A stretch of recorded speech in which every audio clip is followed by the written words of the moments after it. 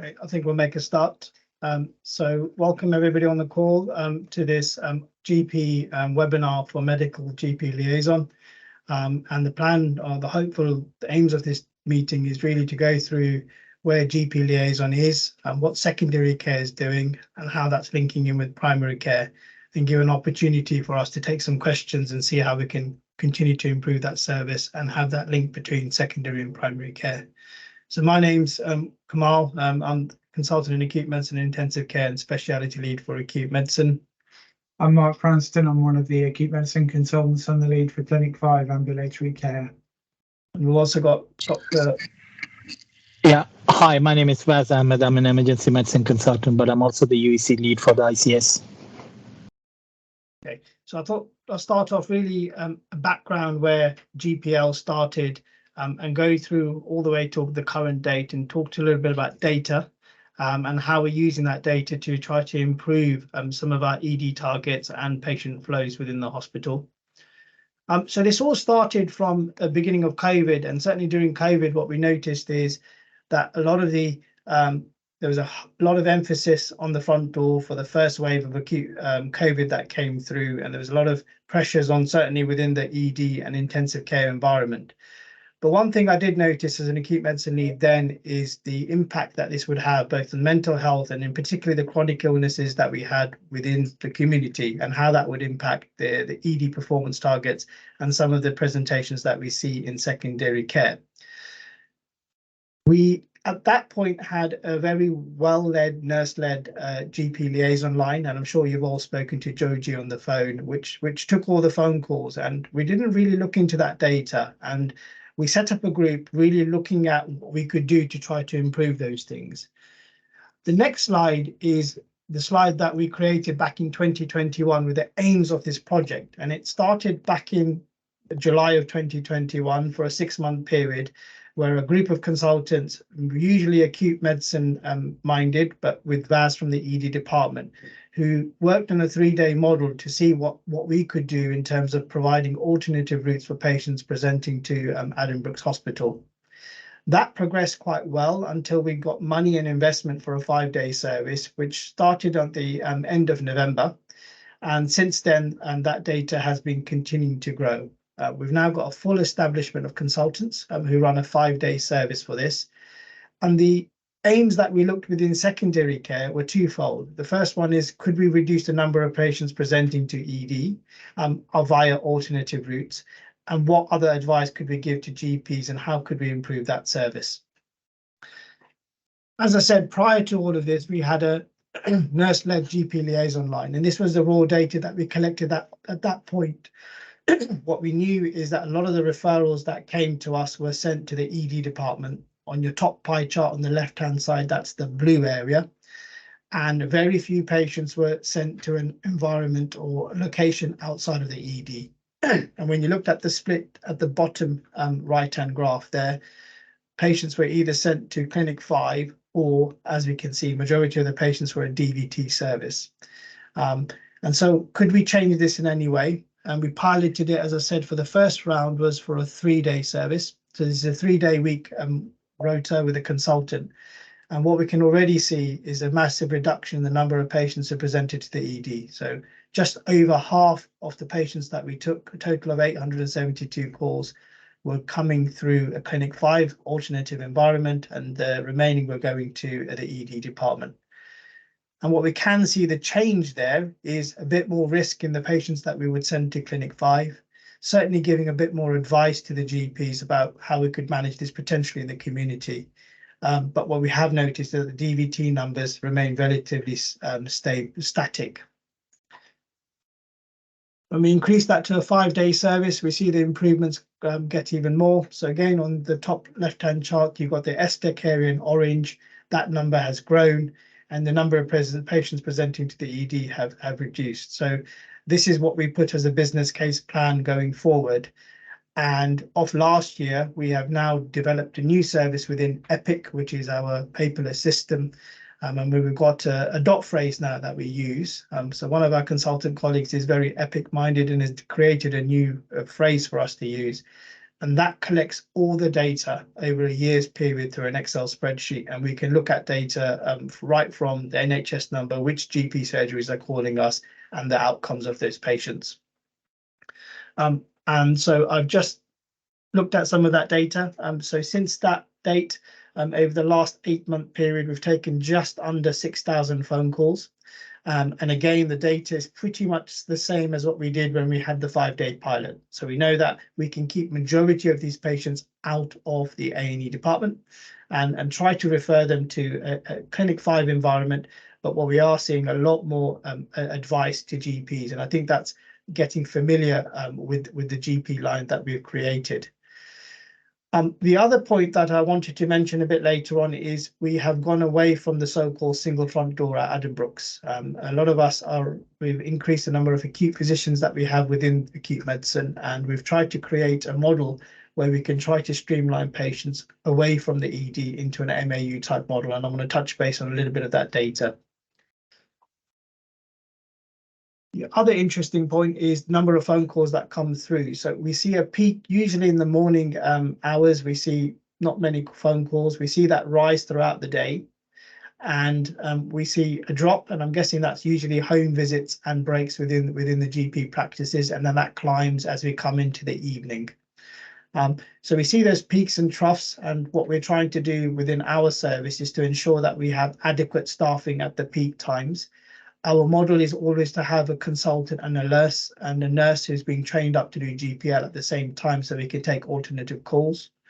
And we're trying to have our breaks where those troughs are, so that we can utilize the service as best as we can. One of the things sometimes we advise when you do get a phone call through is potentially patients don't need to be seen in the ED within the same day. And I certainly, Vaz has tried this, and I've tried a little bit of this, where patients can present themselves ED the next day. So we know that they need to be seen by an acute medical take. We know potentially at 6 o'clock there's going to be long waits. That's where our peak admissions or our peak wave comes through the front door. And sometimes we postpone those admissions to 8 o'clock in the morning, where we know ED numbers are relatively small. So one of the outcomes we're looking at are ED same or next day. But I'll get Dr. Ahmed to update you on a little bit more of that, because that was his pilot. So what we've tried to do over the last 9 months as well is try to go away from our single front door and try to create an acute medicine unit here at Addenbrooke's. So we get the type 1 presentation. Those are the patients who present to our front door who need to be seen by ED and then streamed to an appropriate speciality. Prior to all of this, all GP referrals were also going to our front door, and we were trying to divert many patients through an ambulatory care setting. With the setup of the medical GP liaison line, what we're trying to do is provide these alternative routes. We are based in Clinic 5, which is our SDEC environment, and we can try to streamline those patients there. Again, with the automated Epic build, we can see when the next available time slots are and allow that patient to be seen in a timely manner. We've also, over the last few months, have been suggesting patients come to EAU3. I think there still needs to work on a little bit of signposting within CUH and trying to streamline those patients there. But we have created a model where we've got an MAU with chairs, with an acute physician based there. And the medical take is essentially what we're aiming to do is based there, so these patients are then seen. So there's a note from GPL. It's a standardized note that everybody uses, and those patients should just be streamed there, bypassing the ED. Our exclusion criteria is very simple: a new score of more than 7, or those who potentially have an infectious cause, so that we don't have to shut the MAU unit. But everybody else, in essence, could potentially be streamed through MAU.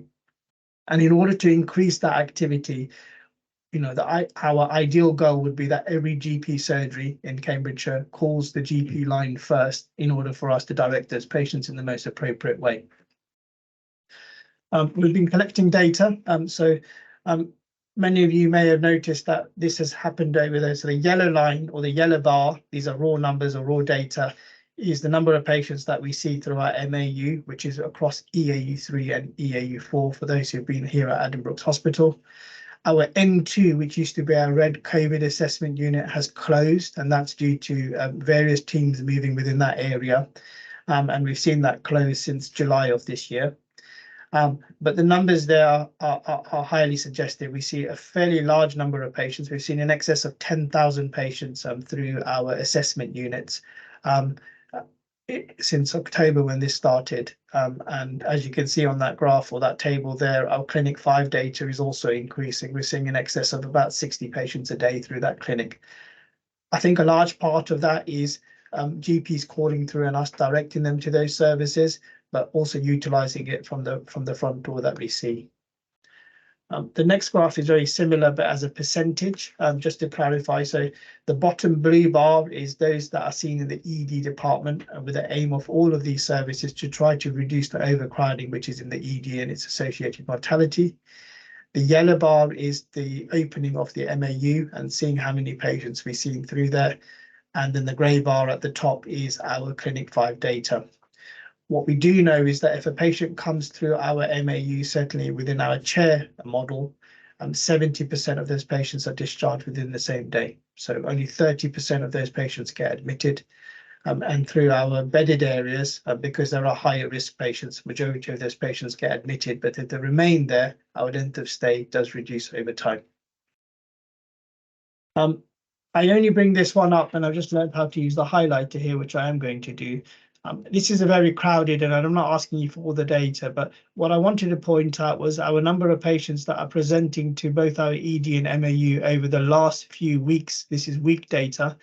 And as you can see, we hit not long ago 600 patients at our front door, and that's pressures across all the systems. And what I'm hearing is that every single network is feeling the same pressures. But what we were trying to do, hopefully, with these phone calls is try to streamline some of these patients. So we know that the number of patients who are being streamed through various areas within the MAU are currently quite low.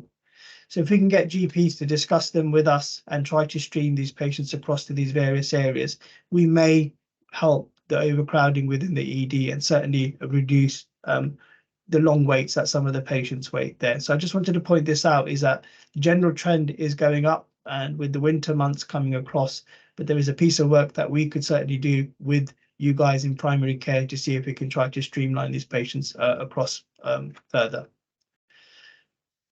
This graph shows our Clinic 5 data, and the blue line here is the number of patients we see through Clinic 5, and there is a direct correlation with it starting with GPL. And what we notice with GPL over time is that our number of patients through Clinic 5 have increased, and that's because we direct them there.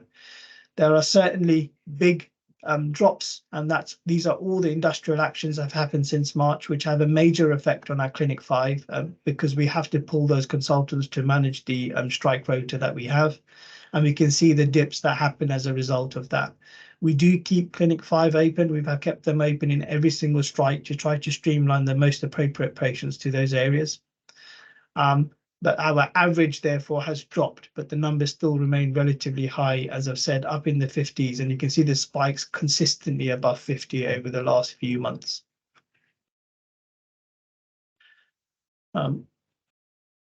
This data is just last year when we presented this. What we did do is that we looked at all the phone calls that came through, and that was me manually checking them, looking at which GP surgeries were using this service.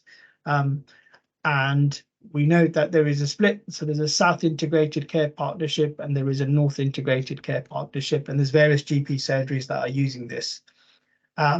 We're currently running the pilot. So as I said, remember that we're using the new Epic build, and we've got every single NHS number now for every single patient that we've taken, those 6,000 patients, and we're running a database to see which GP surgeries have been using this.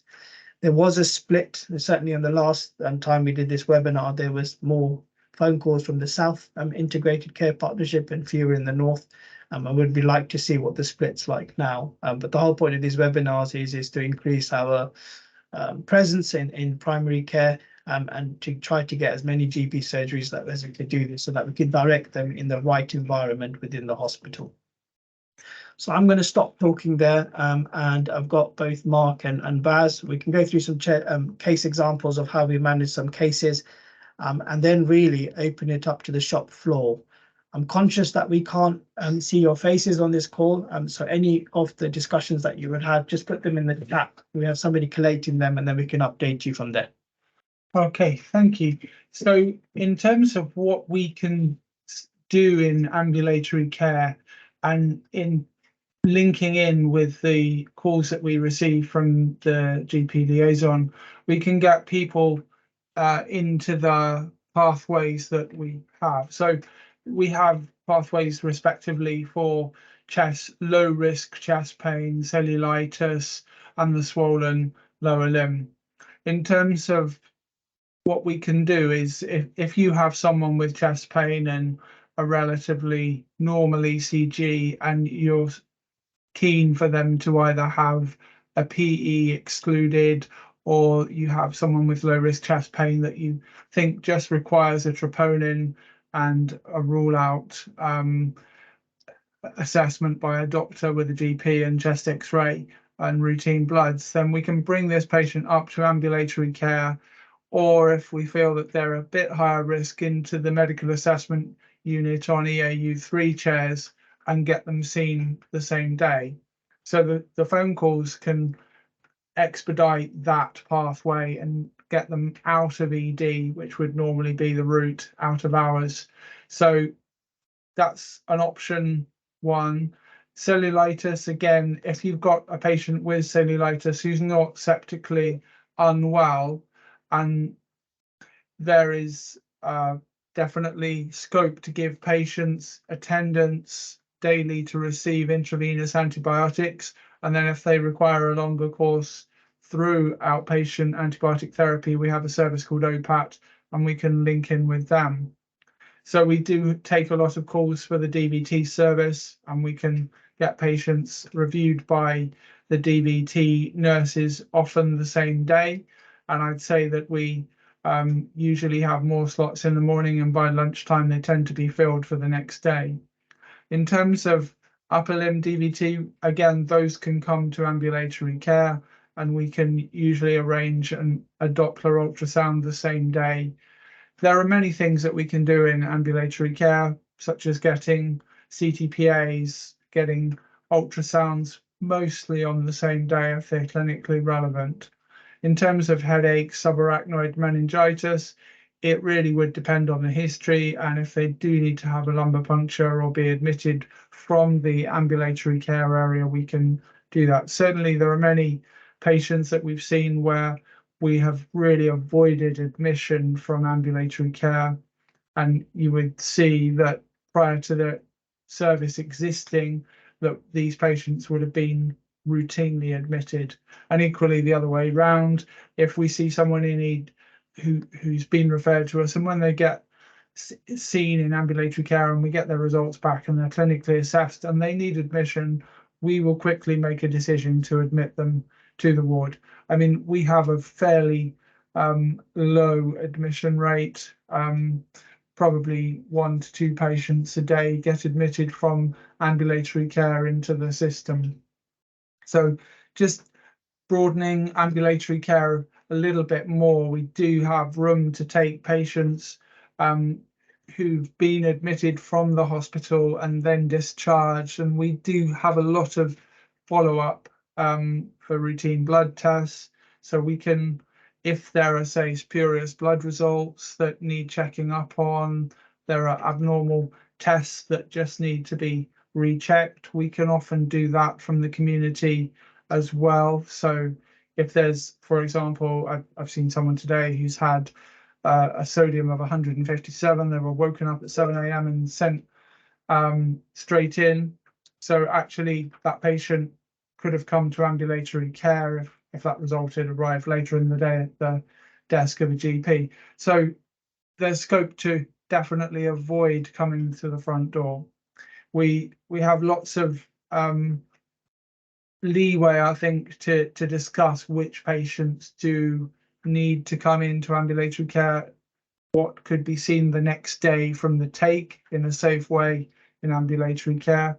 And again, we talk to our medical assessment unit nurses in charge in real time, so we can send them a secure chat message and we can get the patient sent up to their rather than having to come in through the emergency department.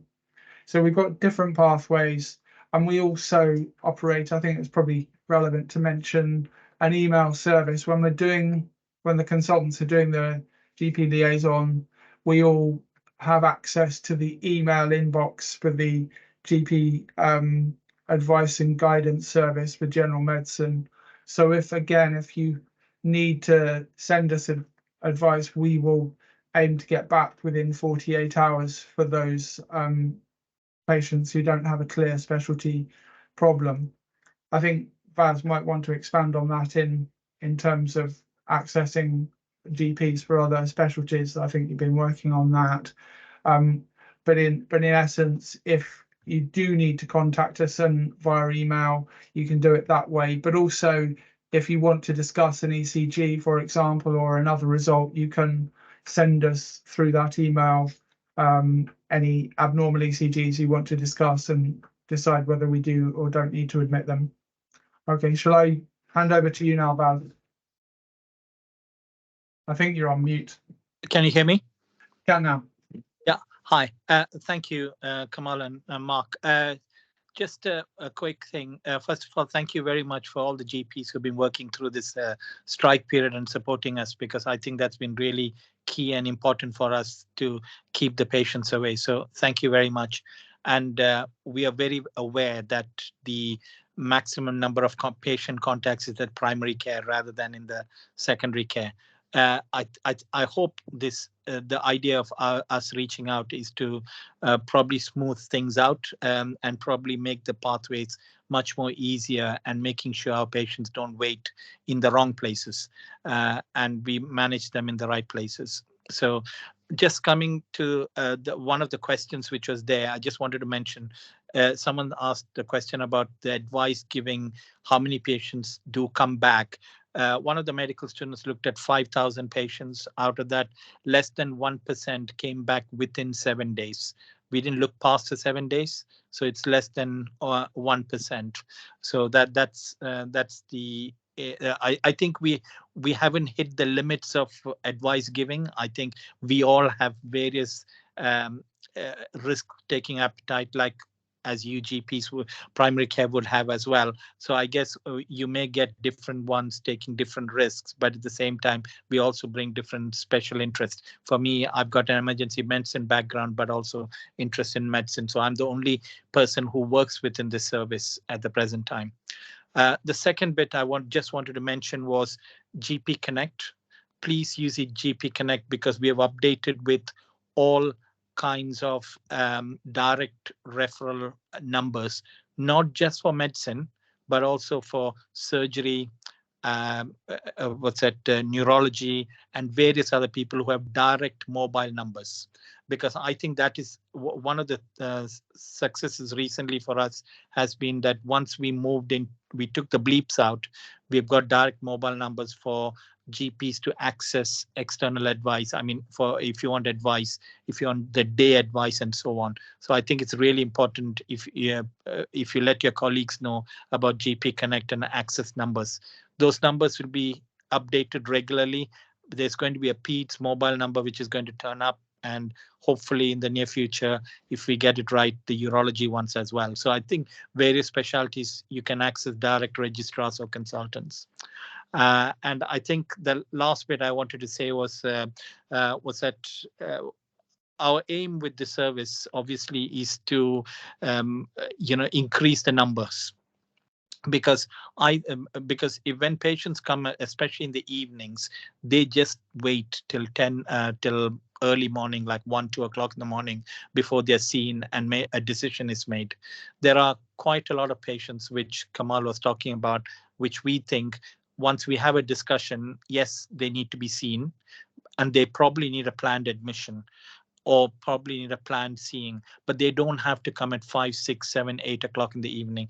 And we could make a combined decision that, and we have done this, I have done this, and Kamal and Mark would have done it as well, that after speaking to the primary care GP, then they would tell us, and if you ask the question, is the patient safe to wait?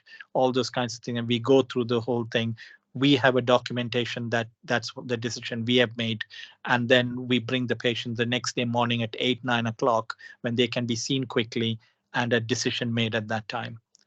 So those are the main things about what we are trying to do is get GPs and primary care to access all our services, medicine mainly because that's our highest numbers, but also surgery and various other specialties. And we would like to know through our GP liaison, through our, the inbox we have for GPs, if you are facing any problems, because if you're facing any problems, we want to know so we can iron it out on our side.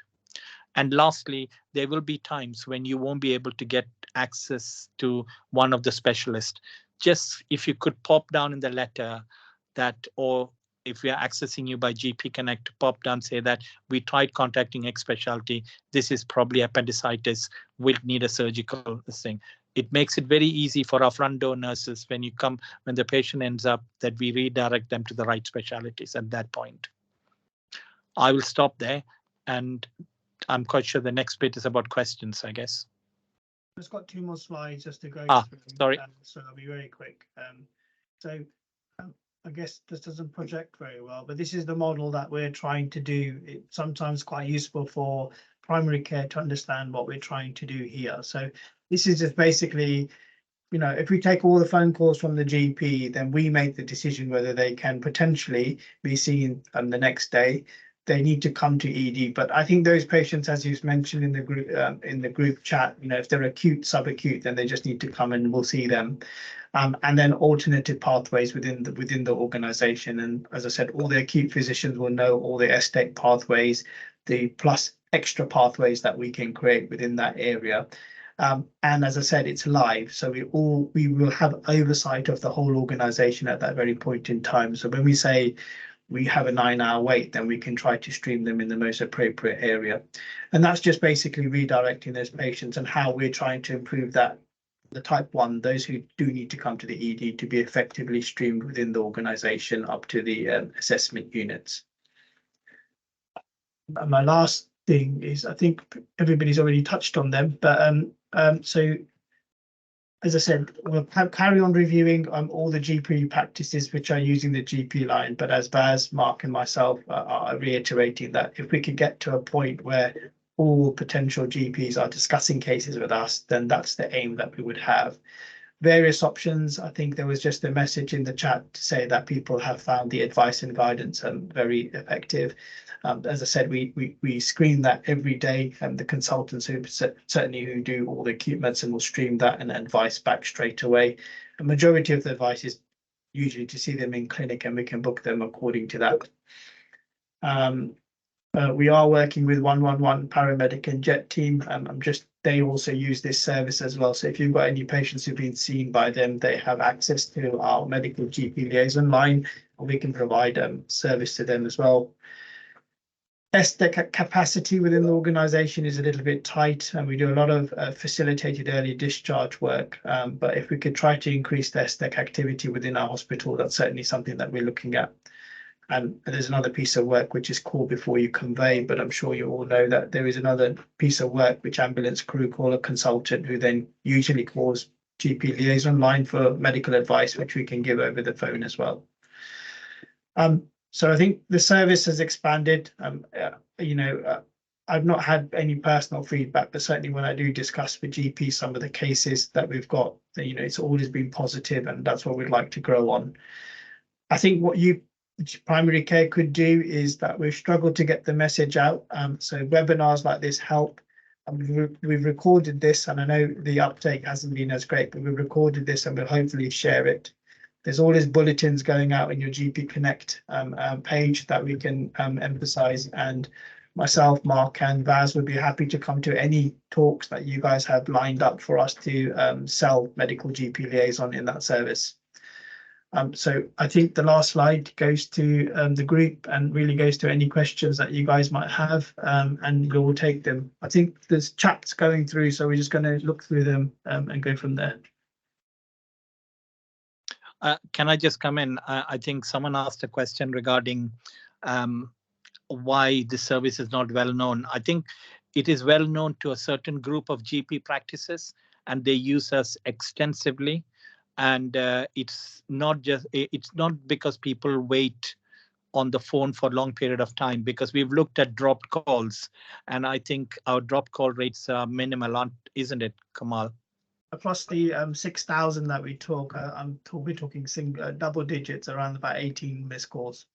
And we can reduce that even more once we've had it paired, and we can look at the timing that we're doing in terms of our data.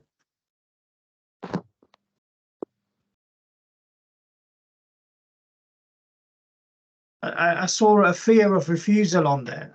So, I think sometimes, the GP, certainly when I've had calls and I've given some advice, I don't think there should be any fear of refusal, but there may be an alternative pathway. And I think sometimes explaining that to the patient can be quite difficult. Certainly I've been on phone calls where the GP is directly in front of a patient and we're saying actually they can be seen tomorrow, and the fear of that patient, coming tomorrow is not there. So I totally understand where you're coming from. But I think if a patient needs to be seen from your end, we will do everything in our power to see them, but hopefully in the pathways that we know run very well within the hospital.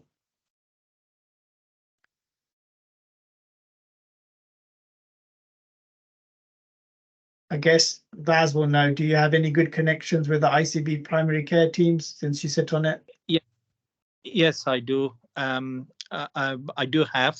What's the question? Sorry, I don't understand. I think the question was, do we have any links within the primary care ICB to sell the GP Liaison? Yeah, I mean, we do have, and we can use them as well for promoting it. It has been promoted multiple times.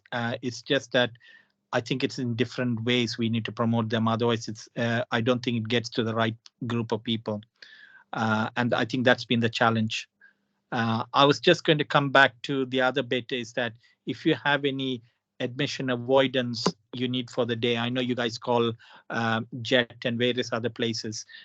We soon will have a single point of access to call for admission avoidance rather than call multiple people. So that means it goes to one place, the call will be triaged and put to the right whether it's JET or whether it's other people. So that's going to happen within the system, hopefully in the next month or two.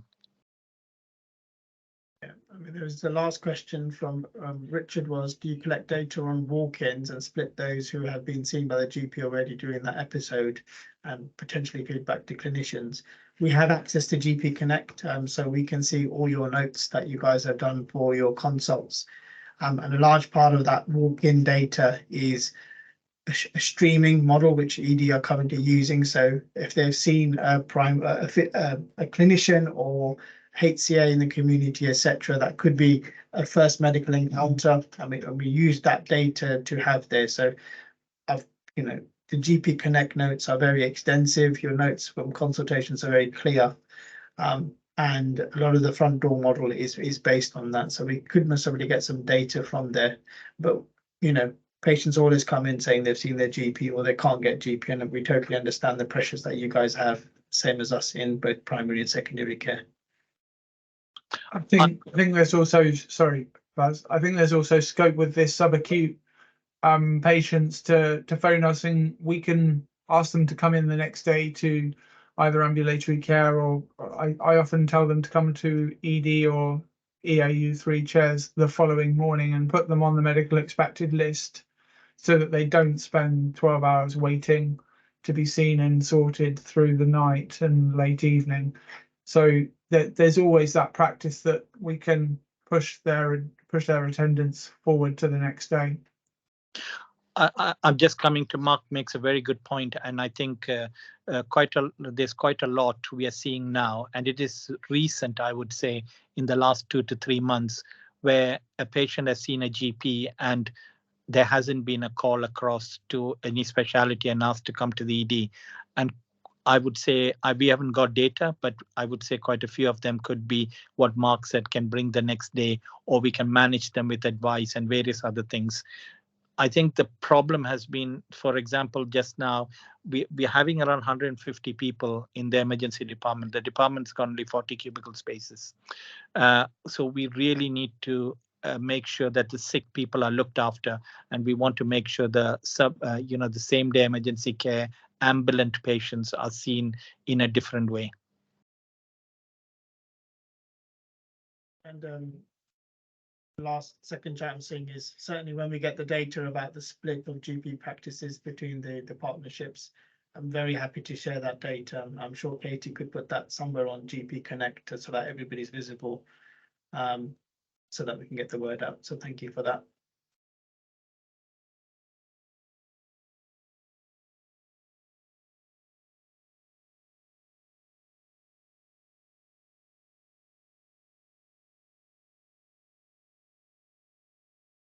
There's still some more comments coming through. Shall we just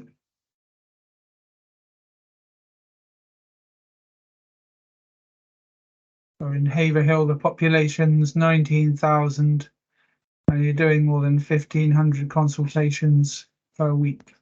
That just tells you how busy primary care is, and well, I hope this shows that we hopefully are helping, and you know, it's a reciprocal process, isn't it? We're all trying to achieve the same thing.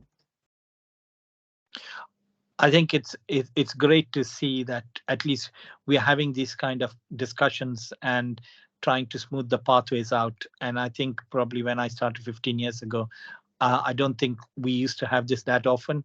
So I think it's good that we are trying to work collaboratively and get the right outcome for our patients. So I think this is really useful, and we probably will continue. We've done this last year and probably during the COVID couple of times as well. Maybe more often may attract more GPs because they, as someone mentioned, after they work till 6:30, so probably people are still seeing patients, aren't they? But I think it's a two-way thing because you know, we always have what we're doing at the end of the phone, looking at data, looking at drop data, and seeing how many people were kept out of hospital. That's secondary care. But it's really useful to have primary care colleagues asking what they would like in addition. I'm not saying we can magically expand our service, but now that we've got a full complement of consultants with full establishment in terms of work PAs, there may be little things that we could do to certainly help you. There may be little pieces for us, but big changes for you. And I certainly, you know, I would open that up to all the GPs out there to see what we could do. And I think the comms would either be through the email that we've got set up through Katie or myself, and we can see if we can try to help with those.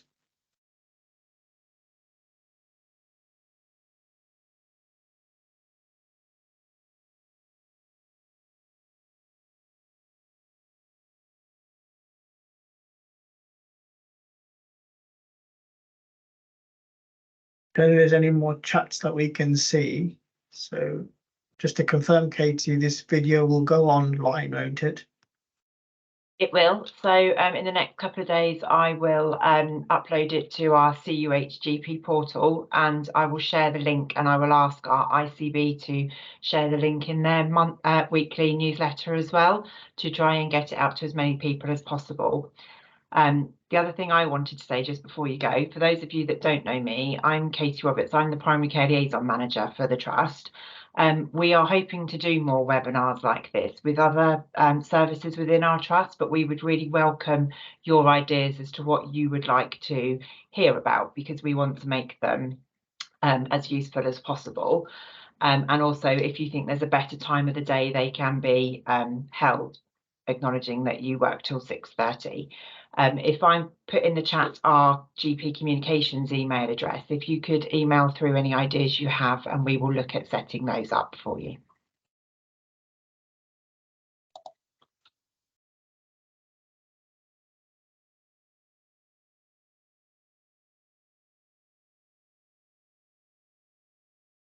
Well, perhaps we can have cameras on next time. I think you can turn the cameras on, can't you, Katie? I think you can. I think it can cause an issue if there's too many people for bandwidth, but we could give it a go.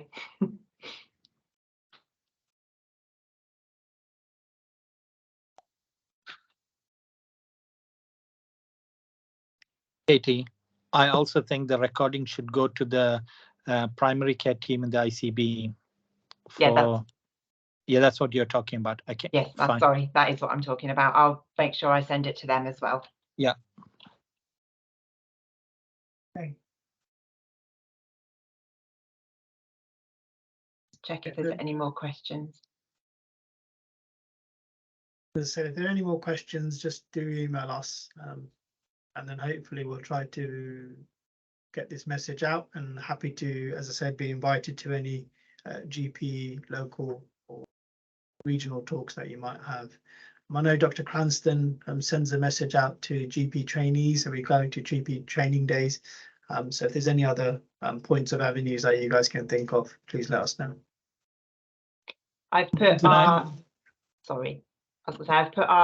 CUH GP communications email in the chat. You can contact us and we can pass anything on to Vaz and Mark and Kamal if necessary.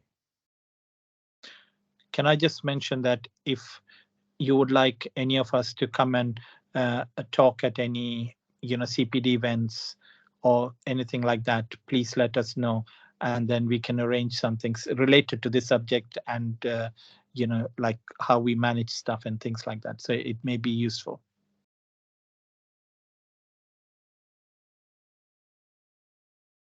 No more questions. I'll let everybody enjoy their Wednesday evening. Thank you very much for coming. Thank you.